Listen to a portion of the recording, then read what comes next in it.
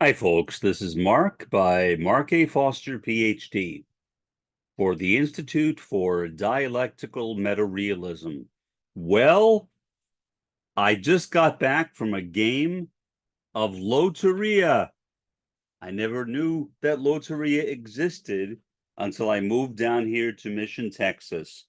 For some reason, here they pronounce it Lotacha, or I think it's Lotacha. And surprisingly, guess what? I won the grand prize. I still can't believe it. I mean, have I won things in the past? Yeah. I won a bicycle one time when I was a little kid, but the grand prize is a 7-quart digital air fryer. Now, I have no idea how much that's worth, but it looks nice. The problem is I don't know how to cook. So really, somebody else should have won it, but I was thinking about just giving it to somebody away. But then my friend David, who lives right next to me, said, no, no, no, don't give it away. My son will teach you how to use it. And I said, all right. So I'll keep the 7-quart digital air fryer and wait for Ed to come over and teach me how to use it. But it's kind of nice. And if you haven't played Loteria, or as they call it here, Lotacha, uh, I recommend it. It's the same as bingo, but the weird thing is that Lotacha started in I believe, the 16th century, but modern American bingo, started only in the 1920s. But they're the same basic game, so I don't understand. Maybe American bingo copied Mexican bingo. I have no idea. But either way, I won. I wasn't even going to go, but David dragged me out of my place, not literally, but he said, come on, Mark, we need to go and play Lotacha, Loteria. And I said, are you serious? He said, yes, I'm serious. And he said, but Ed, not Ed, but David, Ed's his son. But David, you said you're not going to go. And he said, well, I changed my mind. So come on with me so I'll have somebody to talk with.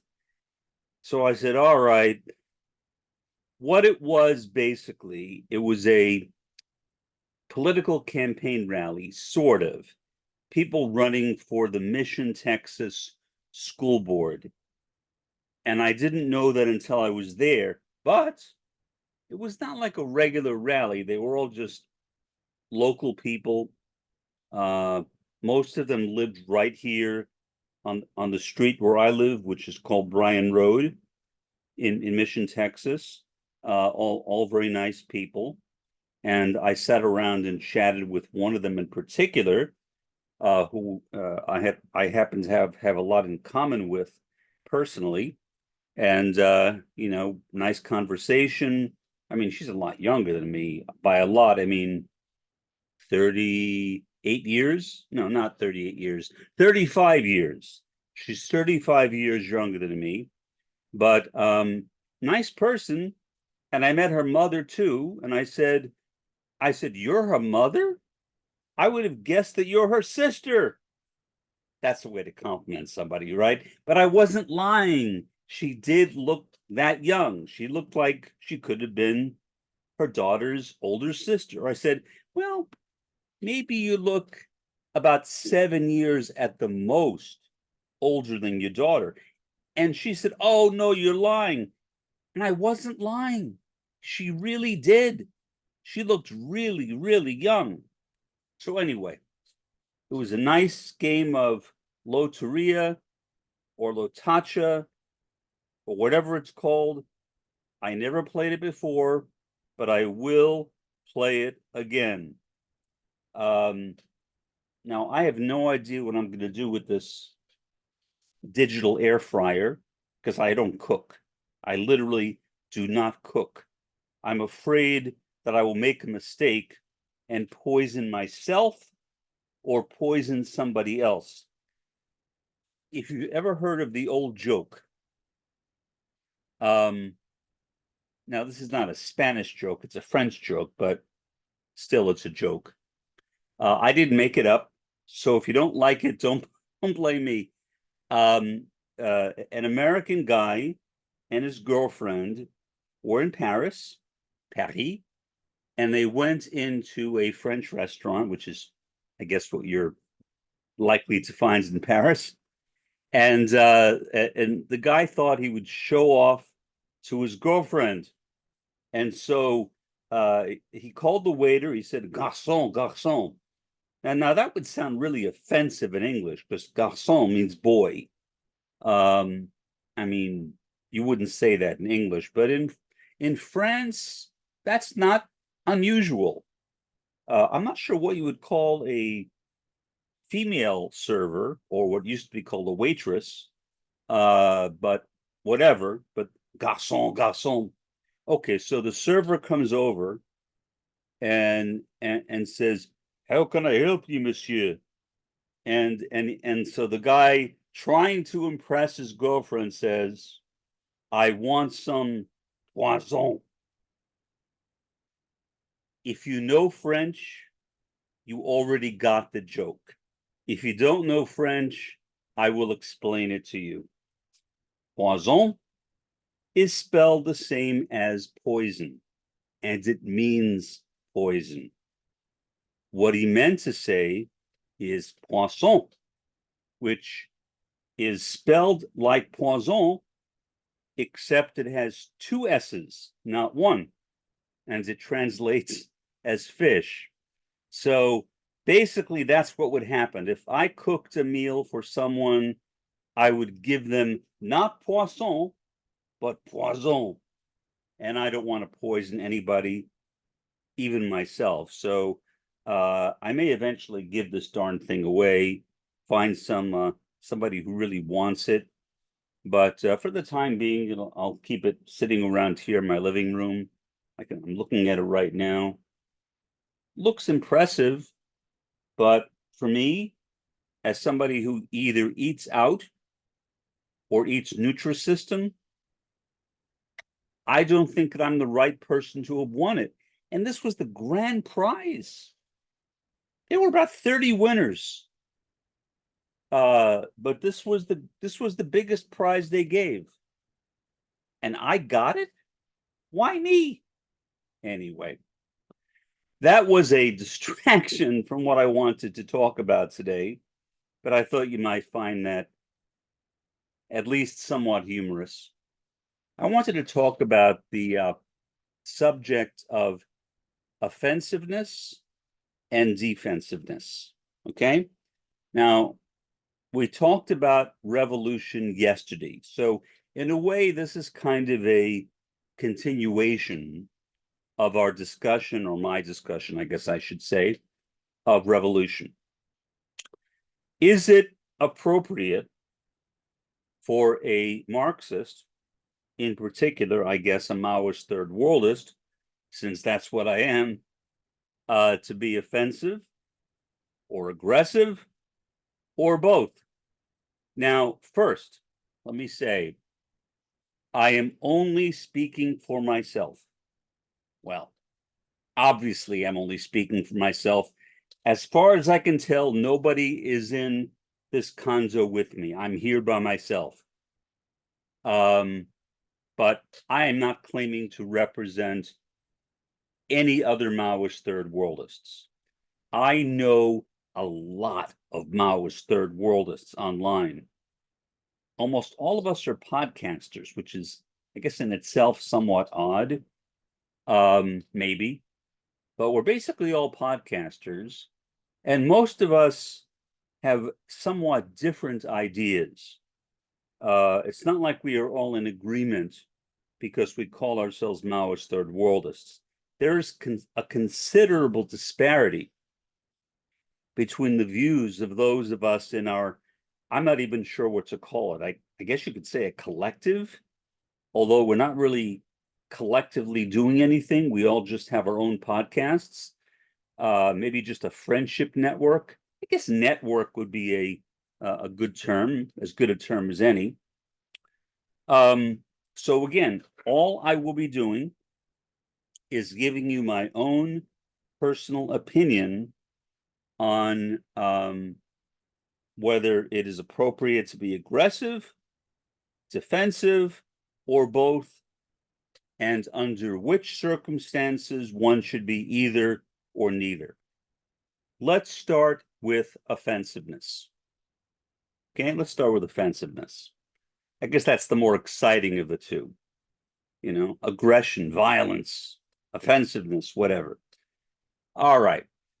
I am not an aggressive person by disposition. Maybe it's strange for me to say that as a communist, but I'm being honest. I'm just not an aggressive person. I'm a nice guy. I am. I try to get along with everyone, even people I disagree with. Now, I have been known to lose my temper. I do from time to time. Not that often, but once in a while. But for the most part, I'm very nice. And if I do lose my temper, I will apologize. And usually I am successful in making up with people. And I think that's because people can detect my sincerity, because I am sincere. I wish only good for good people. And to be honest, do I wish bad for bad people? Not really. Maybe I should, but I don't. I wish good for everyone. And I guess for bad people, I wish that they would see the error of their ways and become good. Because as a critical realist, I am also a moral realist, which means I believe that morality is real. Moral realism is the opposite of moral relativism. In other words, to me, morality is a part of nature. Part of nature. So morality is built into who I am. I am a moral being. You are a moral being.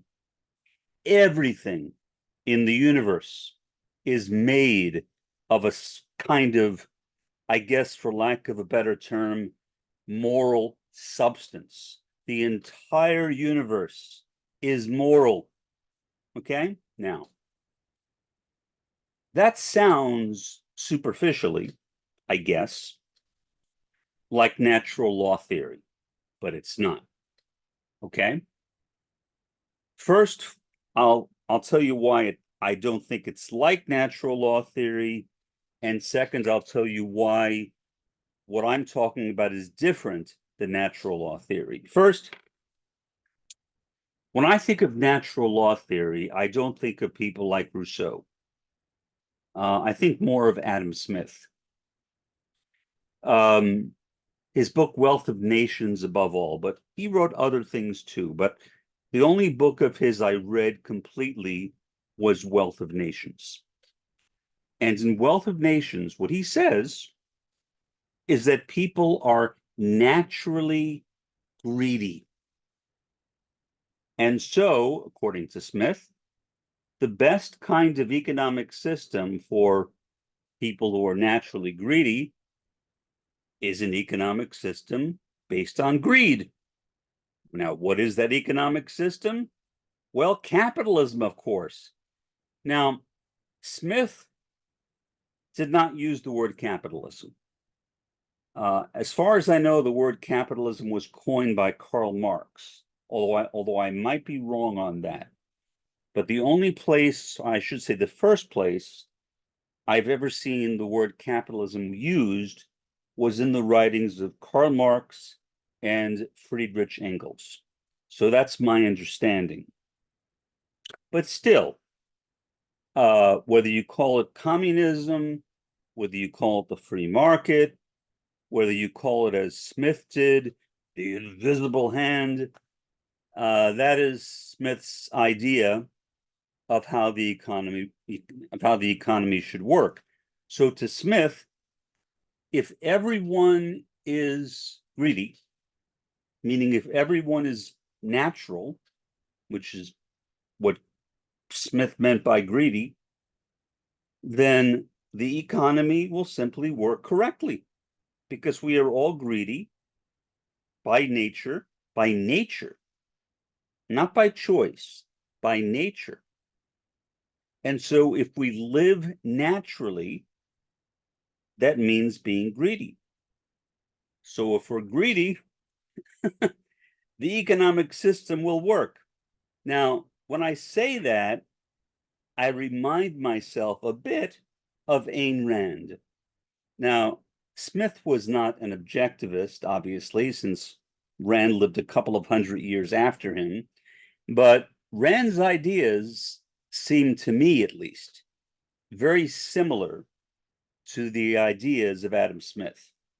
Both of them put greed on a very high level. They exalted greed. They both thought that greed was good, that selfishness was a good thing.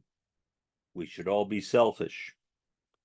So, if you take that assumption that we are all naturally greedy, then according to Smith, you will end up with an economy which works. That is not what I mean when I say that morality is natural, at least not on its highest level. As I've mentioned previously in this podcast, Roy Bhaskar talked about two kinds of nature. One of them he called demi-reality, which is a translation that Roy made of the Sanskrit Maya, which is literally illusion. But he also meant selfishness, separation, splitting, disunity, things like that. So that's the lowest level of human nature, demi-reality. That's our basic human nature when not informed by any higher principles. But then, according to Roy Bhaskar, there is a higher nature, or what I would call a higher nature, and that is co-presence. Co-presence is unity. It's getting along with people. It's harmony. It's being friendly and kind and altruistic and generous.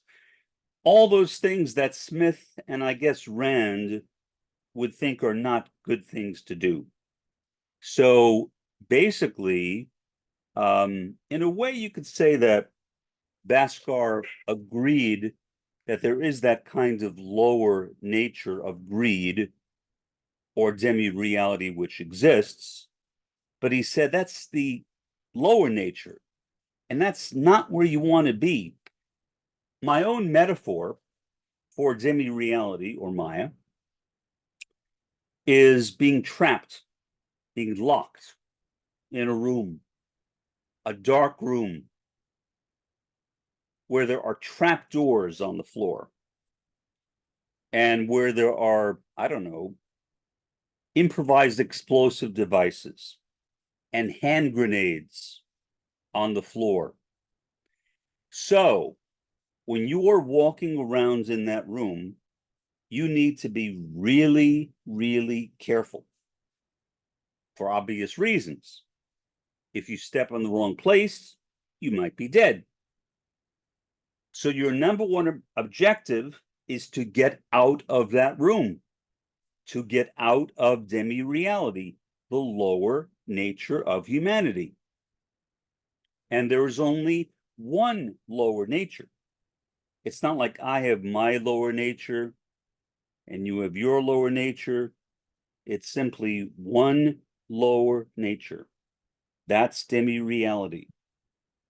And that is not, to Roy Bhaskar, a desirable state to live in. So, if one can transcend demi-reality, one ends up in co-presence, which, as I said, is unity or happiness or harmoniousness or getting along with people, altruism, whatever. That's our higher nature. And again, to Roy, both of those are natural. It's natural to be either one. And I guess most of us are a mix. I mean, I certainly can't claim to be 100% co-present. If I did, I'd be lying. But I'm also not 100% demi-real. So I realize that I'm a mix, as are all of us, I think, mixes of both of those two things. And so as natural beings, as beings grounded in nature, we are actually grounded in two natures. But the course of our lives should be a gradual progression from demi-reality to co-presence, meaning less demi-reality in our lives and more co-presence in our lives. That is where we should live, in a state of co-presence, not in a state of demi-reality. Okay, so let's establish that as a foundation. If I'm going to be aggressive, or if I'm going to be offensive, like in a war, I have to ask, why am I being offensive or aggressive? Right? I think that's a logical question. So I might say, well, am I being aggressive or offensive to protect someone else, like a weak person, say someone who is physically disabled, or somebody who is elderly? I mean, I'm elderly, but let's say more elderly than me. Okay, well, then I guess that's a good use of aggression to protect the weak. I guess it's also a good use of aggression to protect oneself. It's not bad. Why not? I mean, if somebody attacks me, I think intuitively, I will simply fight back. I mean, I'm not going to let somebody bash my head in and let them pay no consequences. I am going to try to defend myself. That is a kind of aggression, I guess, in a way, right? I'm being aggressive. I'm being aggressive by doing that, but I'm also being defensive. So there we have kind of a mix between aggression and defense, or self-defense. So in that context, being aggressive or using self-defense, both are good things, because we are using them not to hurt anybody else, but to protect other people or to protect myself. Okay? But let's say you have somebody who is a mass murderer, or a serial killer, or a rapist, or an arsonist. What justification could possibly be given for somebody to do those things? The answer is none. None. That is pure aggression. There is no self-defense involved in committing those acts. And a person who does that, well, they should end up in prison, maybe even killed. I mean, look, I am a Marxist and a commie, as it says on my t-shirt. I am not a progressive. I am not opposed to capital punishment at all. I think capital punishment is a good thing when justified. Sadly, and here's my provision, the people who are most likely to be convicted of crimes, including capital offenses, are racial minorities. The people who are least likely to be convicted of violent crimes are, maybe you can guess, police officers. Yeah, police officers. So we have that kind of imbalance in the American system, meaning we don't have justice. And so, in my view, until, maybe I should say unless and until we have a balanced system of justice, at least where I am in American society, that we should not practice capital punishment. That's my view. It's not that I'm opposed to capital punishment. I'm not. For somebody especially who commits a horrendous act like a serial killer or a mass murderer, of course that person should be killed. I mean, why just lock that person up for life? I believe in a life for a life. And honestly, if it were possible to kill somebody multiple times, for each time that person killed somebody else, I would support that too. Sadly, that is not possible. You can only kill somebody once. Well, as far as I know. And so, no, I have no problem with capital punishment. I think it's understandable and even desirable under the right circumstances. But those right circumstances, again, would need to include justice. And the United States, at least, my home, sadly, is not a just society. We are not a just society by any stretch of the imagination. By any stretch of the imagination. The BLM movement, which seems to have faded away from media attention, I hope it is still around. But we don't hear about it much anymore. But the BLM movement was started by 3 women. It began as a Twitter hashtag.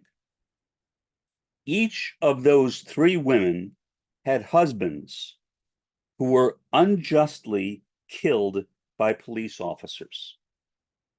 That's how BLM started. Then eventually, there was a BLM website, then the BLM movement, and then eventually you had people marching in the streets in favor of Black Lives Matter. And I supported them. When I was a professor, I would occasionally wear a BLM t-shirt to class. And I would get some strange looks from some students, but I would get more of a positive response, especially from African American students who saw that I was in solidarity with them, which I was and which I am. I supported them and I still support them, and I support their cause because nobody should themselves or should have a family member killed unjustly by a police officer. Basically, an extension of the state. To me, that is state violence. Maybe even state terrorism. Maybe even state terrorism. So, in other words, if a police officer kills an unarmed civilian, is that self-defense? No, of course not. Before body cams, what many police officers would do, as I am sure many of you know, is they would literally plant guns on the people they had killed. And then say, oh, see, this person was a threat. We had no choice but to kill him or her. And they got away with it because there were no body cams and there were no eyewitnesses, or if there were eyewitnesses, they had no cell phones, so they couldn't photograph it. There were no cell phones. And so a lot of people, innocent people, were killed by the police, and most police officers, until very recent in American society, got along perfectly well with killing unarmed black men and faced literally no legal consequences. What a tragedy. So you can't call that self-defense. You can call that aggression. So, in other words, whether aggression or defense is a good thing depends on the circumstances. Why? Because aggression and defense are not real. They are simply words. They're words. What matters is the real context of where a particular act takes place. If somebody breaks into my home and points a gun at me, and if I have a gun and shoot that person, that is a justifiable use of a gun. But that person who came into my home, theoretically, this has never happened to me, fortunately, and pointed the gun at me, their use of a gun was entirely unjustified. So again, what matters is the precise situation. That is not the same as moral relativism. Because moral relativism is saying what is moral depends on the situation. No, that's not true. What is moral does not depend on the situation. What is moral, what is truly moral, depends on the juxtaposition of the people involved in a particular act. In other words, morality cannot be separated from relationality. Reality cannot be separated from relationality. It is that relationality that one needs to consider and evaluate in making a determination as to whether a particular act of offense or defense is moral. And that, I think, is the way to resolve the issue. Okay, so let's go one step further than that. If we are talking about a revolution, like I talked about in my podcast yesterday, I don't know what would be an acceptable use of defense and offense. Why? Because there is no real revolution per se happening in the first world. That does not mean I am not a revolutionary. But as a revolutionary, what am I? I'm a podcaster. I am spreading the word of revolution. And I hope that at some time in the future, that there will be people who will rise up in the third world, who in various countries may begin revolutions and establish communism. That is what I hope. Do I know that will happen? Of course not. We could blow ourselves up today or tomorrow. And in fact, every day when I read the paper online, I think that we seem to be closer and closer to doing just that. That does not bring me very much self-assurance. So, am I optimistic for the future? No. Roy Bhaskar, the founder of critical realism, was also not optimistic for the future. However, if there is going to be a future in which offense and defense are to be used appropriately, it will begin, I believe, in the third world. Why? Because the third world is the victim of imperialism. The first world is imperialistic, and imperialism is the primary and most dominant contradiction of capitalism. For that reason, being a first worldist literally makes no sense to me. Now, I was a first worldist at various times, but the more I thought about it, and I've gone in cycles, and I think I've reached the end, I don't think I will ever again go back to first worldism. I realized that starting a revolution in the first world, which would obviously involve both offense and defense, is a pipe dream. It's simply not going to happen, at least not yet. Now, could revolutions start in the first world eventually? Maybe. But I think they will be carryovers from the revolutions in the third world. In the third world. Assuming, and all that I can do is to make assumptions, assuming that the first world even survives. I must admit, I am not entirely convinced that we will, in the first world, survive. But I leave open the possibility. I always leave open the possibility. Do I hope the first world survives? Honestly, I don't care.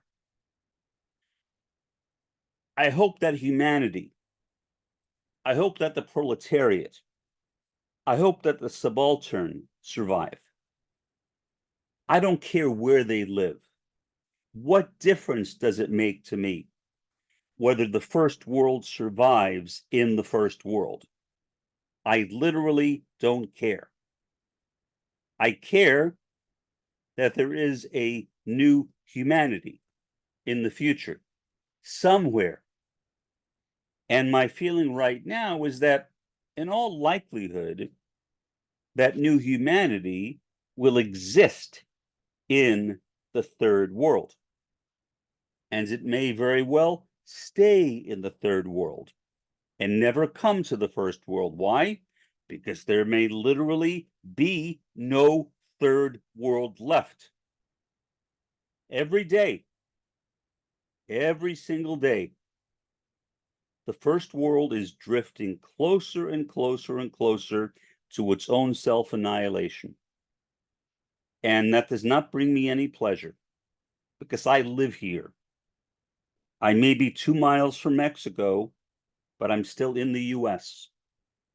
When they drop a nuke, nukes don't pay attention to national borders. So I assume that, well, maybe the nukes will affect me, maybe they won't. But if they affect me, they are going to affect people 2 miles down the road in Mexico too. So when I say the third world, I think will survive, I am not necessarily saying all of the third world will survive. I'm saying that I think that at least certain pockets of the third world will survive. Enough for revolutions, which will involve both offense and defense, to begin there. Whether they begin in the first world at some point, I don't know. Do I care? No, I don't care. Because to me, the first world is nothing. I don't like the first world. If the first world is transformed and becomes something entirely different than it is right now, sure, why not? Why not? Let the first world survive, or at least parts of it. I think that the first world will most likely be demolished to a much greater degree than the third world. I mean, you can't demolish the first world again without demolishing parts of the third world, so certainly not the entire third world will likely survive, in my opinion.